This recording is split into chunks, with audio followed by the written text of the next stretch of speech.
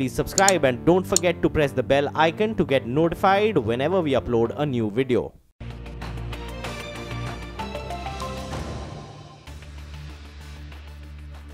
Hello and welcome. You're watching CNBC TV18 and this is After the Bell. And for this Monday evening, the bulls could not find their gears after the long weekend. The Nifty ended at their favorite 100 point in the red. The Sensex lost about 300 points and thus slipped below the 100-day moving average. Now, bank stocks fared slightly better if you compare it to the rest of the blue chips, losing about 0.3%. Mid-caps ended up mirroring the benchmark indices. But look at the IT stocks. IT stocks were the ones that outperformed, and Nifty IT ended with gains of about 0.7%. Let's bring in Anand Singhal with a wrap of the day's trading action. Anuj, Monday blues very clearly on the Lal Street, but why are we seeing this sudden wave of consolidation? Bad day for the market, though of course it did recover a bit from the low point, but there is quite a bit of weakness, and of course we didn't really participate in a big global weakness on Friday, so we were due for some punishment anyway. But those Donald Trump tweets clearly not helping the bulls. A couple of IT stocks and a couple of banks also actually from the low point did lead a bit of a recovery, especially on the bank Nifty, which did recover from the 200-day moving average. But metal stocks were down, and Tata Motors, of course, was the biggest casualty of those Donald Trump tweets. In fact, that led the Nifty losers today. Along with that, Reliance, ITC, HDFC, Maruti, Lever were the stocks that dragged the markets. Metal stocks, though some of them did come off the morning lows, but still Hindalco, Tata Steel, Vedanta were all down. Other index losers included names like Aurobindo Pharma, Bajaj Auto and Coal India. On the gaining side, Tech Mahindra and TCS. So obviously that IT move is intact, and Sun Pharma as well ended close to the high point. Some big gainers in the F&O space today, stocks like Mindtree, IDBI and BEML, while on the losing end you had stocks like Balrampur Chini, NMDC and Nalco. All in all, the big story today was the defense of 200-day moving average on the Nifty Bank, but slide in the Nifty 50, which is interesting. Tomorrow onwards will be interesting to see if the markets can recover from these crucial levels. Okay, fair enough, Anuj. Thanks for taking us through that. Some sobering news coming in today on the data front. A decline in new work orders have pulled the service sector purchasing managers index, or the PMI index, to a 6-month low in February. The Nikkei India Services PMI fell to 47.8 in February from 51.7 in January. Now, for a little bit of context here, a reading above 50 essentially indicates economic expansion, while a reading below 50 signals contraction. According to a statement from IHS Markit, the firm that collects, compiles and analyzes the data, the fall in services activity follows poor underlying demand condition. But it adds that the fall is right now transitory. But the other big story from North Block, the second leg of budget session began on a stormy note today. Protests and sloganeering by opposition parties led to the adjournment of both houses of parliament. Remember, the recommencement of the budget session comes just 2 days after the election results in the northeast, where the ruling BJP has emerged as a much stronger body. Rituparna Bhuya, who tracks the parliament action for us very closely, is here with details on the uproar and chaos that gripped the parliament today. Ritu, what are the issues really being contended amidst that chaos that we saw today?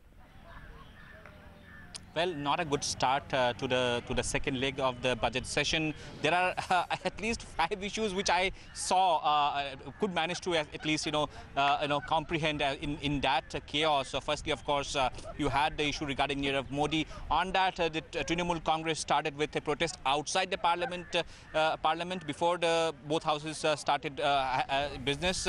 And once both the houses started transacting business, we saw TMC and Congress Party raising that issue on the floor of both the houses. Then you had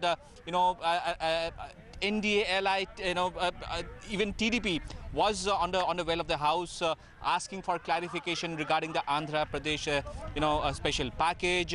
You had even Telangana MPs, seeking some clarity regarding, having more reservations for weaker sections of the Muslim community in Telangana. They want a change in the constitution to enable that. Then, of course, you had the Kaveri issue, and on that Tamil Nadu MPs raised slogans. Last but not the least, you had had the issue related to arrest of Karti Chidambaram. BJP MPs wanted some discussion in Rajya Sabha, and of course, there was no business that was transacted today.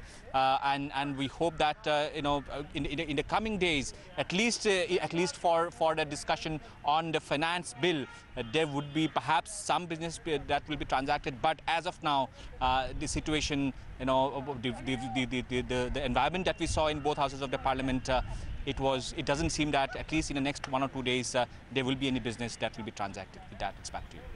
Okay, Ritu, you're going to have an eventful next few days while you cover that. Thanks for joining in and taking us through what transpired today. But here's Minister of State for Parliament Vijay Goyal Affairs and CPI MD MP D Raja on today's disruption inside the Parliament.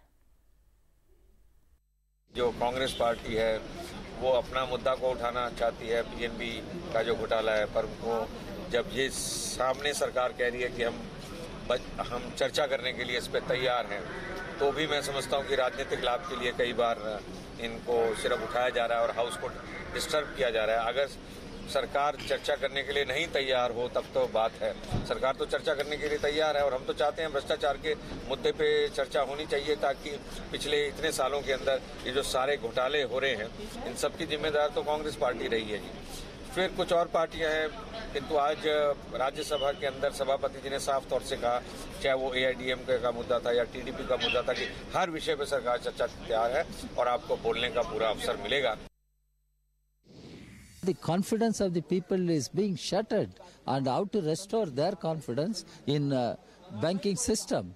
So there are larger issues which need to be discussed. It is not the first time. Earlier also we came across such scams. Joint parliamentary committees were constituted. They all gave recommendations. Despite those recommendations, how such a scam, such a loot could take place in Punjab National Bank? And this should be raised in Parliament, this should be discussed in Parliament. Meanwhile, on to the developing case that we have been tracking. Karti Chidambaram moved the Supreme Court today to seek cancellation of summons by another central probe agency, the Enforcement Directorate. His request will be taken up by the Supreme Court tomorrow, so we will get some updates on that important case. But let's drive over to the automobile space, and this one's an exclusive. The government's decision to levy a higher duty on the import of completely knocked down products has not gone very well with Ducati and Triumph. These two global motorcycle manufacturers have now written to the government seeking to reverse the decision. They are not alone. We learn that Volkswagen, Ford Motors, among others, will also follow suit. A completely knocked down vehicle is one which is imported or exported in parts and not as one assembled unit. Raja Banerjee is here with exclusive details. Ron, what are you picking up from your sources?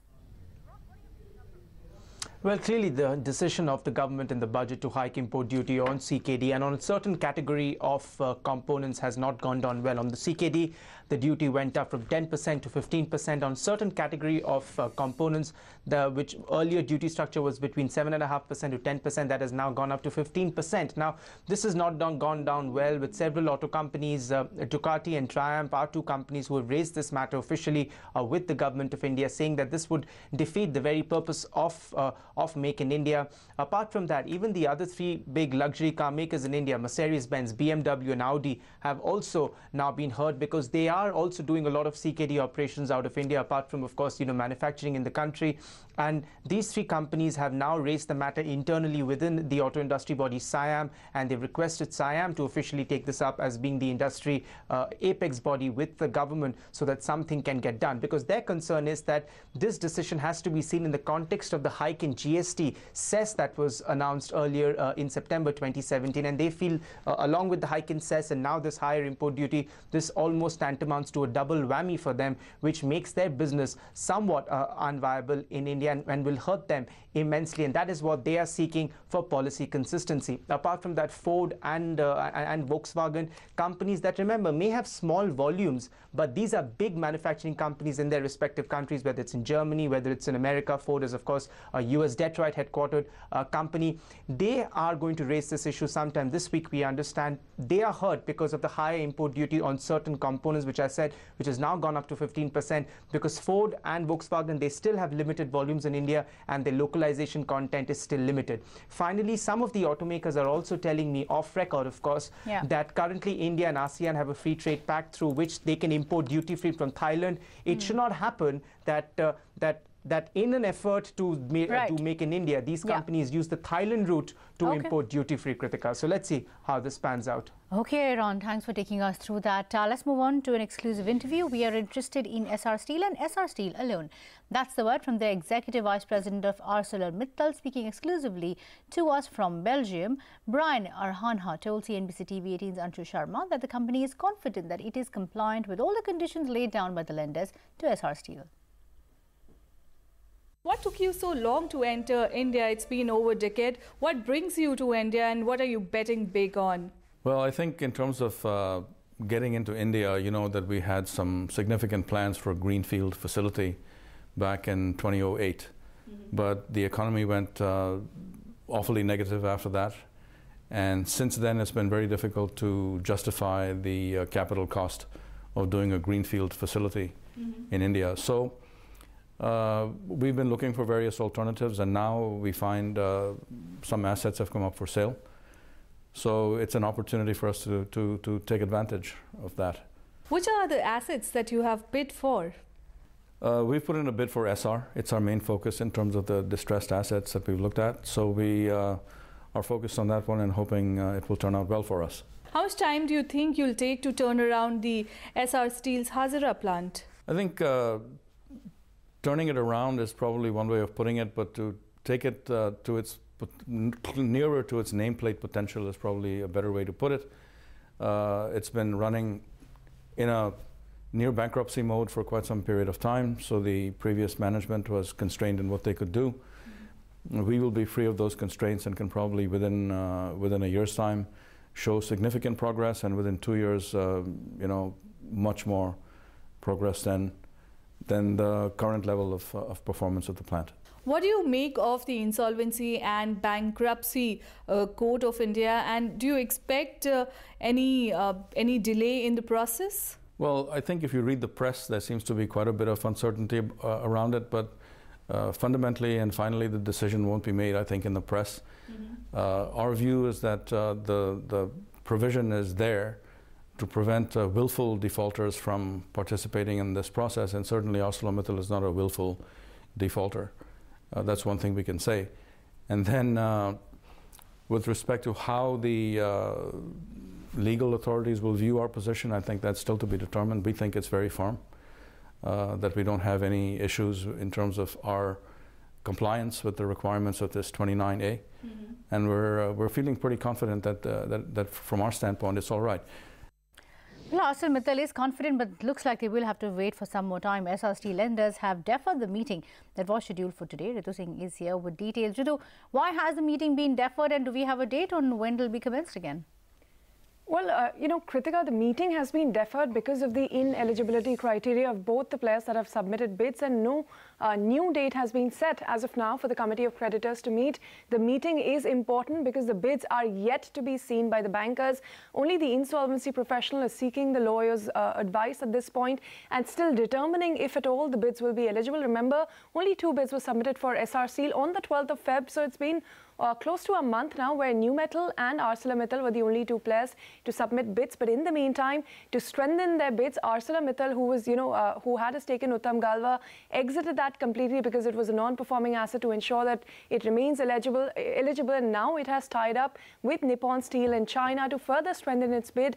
In the meantime, you also have New Metal, where VTB is the giant partner, and Revant Roya, who is the son of promoters of SR Steel, also holds a 25% stake. But now, according to the Statesman's the statements being released by New Metal, it seems that they're okay to go without Revant Roya if that's what it takes to get hold of SR Steel. So both the players are very keen on the matter. The IRP has been unable to take a decision, especially in the light of all of these changes that have taken place recently. So yes, the meeting has been deferred, but remember, SR only has time till 29th of April to decide and close the resolution.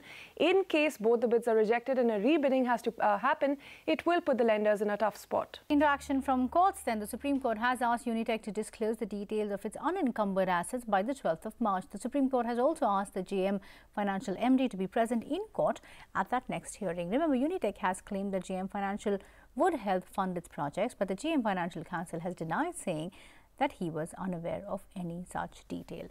Meanwhile, let's get you a CNBC TV18 exclusive. Global and domestic investors are looking to drive into India's cab-hailing space. We learn from sources that True North, which owns majority stake in Meru Cabs, is evaluating offers from a clutch of investors and conglomerates for a possible buyout. Priya Sheth is here with exclusive details. Priya, who are the likely investors who would want to invest in Meru Cabs? Are the obvious contenders Uber and Ola likely to emerge front runners? Well, there are a lot of names that are doing the rounds, but what we are really picking up at this point in time, that there is renewed interest as far as Meru Cabs is concerned. We do understand that there are a series of global as well as domestic PE buyout firms as well as conglomerates who have expressed interest to acquire a controlling stake as far as Meru Cabs is concerned. We also do understand that the management of Meru Cabs at this point in time is evaluating the many expressions of interest that have come in by several of these interested or potential investors as we speak. But of course, if the deal goes through, it could provide a partial or complete exit to True North, which was formerly the India Value Fund Advisors, which in its decade-old investment as far as Meru Cabs is concerned. Now, we also do understand that at this point in time, there are still talks as far as valuation is concerned. Now, if in 2015 the valuation of Meru Cabs was at an estimated $350 million, but we do understand that the deal, if it goes through, the valuation for Meru Cabs will be much lower. In fact, we do understand that investors are eyeing a controlling stake in Meru Cabs at a sub 1,000 crore rupee level. But of course, the positive EBITDA that Meru Cabs clocked in FY17 to the tune of 20 crore rupees could perhaps be in its favor and could increase valuations as we speak. For Meru Cabs. We did reach out to the parties concerned. Meru Cabs said that they would not like to comment on the investment news, while True North said that they had no comments to offer on our query. The CNBC TV18 special report, located 25 kilometers from the heart of Mumbai, Thane city has remained quite literally in the island city's shadow. So it came as a pleasant surprise when Thane was chosen as a smart city ahead of capital cities like Bengaluru, Shimla and Thiruvananthapuram. But 2 years after it made the cut to receive 1,000 crore rupees of government funding to transform itself, has Thane gotten any smarter? As part of CNBC TV18 Smart Cities Report Card series, Kevin Lee and Ashmi Prilorkar travelled to Thane to see for themselves.